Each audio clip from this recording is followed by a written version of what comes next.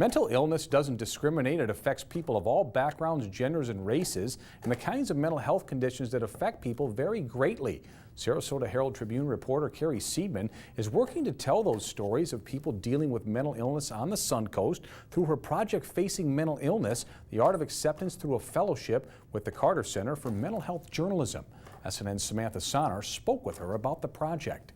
The self-portraits of over 70 community members hang in Selby Library, showing the emotions and struggles people face while dealing with mental health conditions. Herald-Tribune reporter Carrie Seidman says the portraits show how easy it is to relate to those with mental illnesses. To show that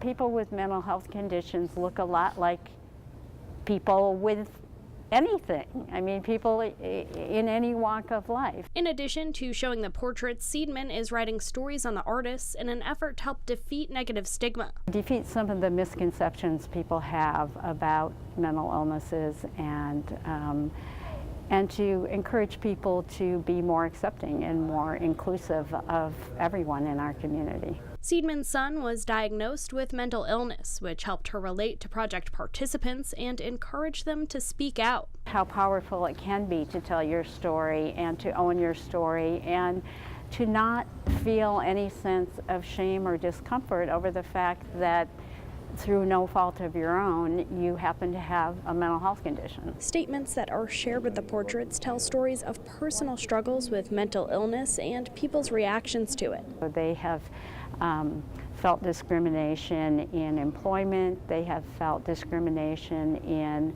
acceptance of them socially. You know, these are really nice and often extremely talented people who just have not been really given a chance. Seidman says she hopes sharing these journeys can inspire others. Reporting in Sarasota, I'm Samantha Sonner, SNN, the Suncoast News Network. And the self-portraits will be on display at the Selby Library until the end of March. You can find a link to the artist profiles on our website. Go to sntv.com.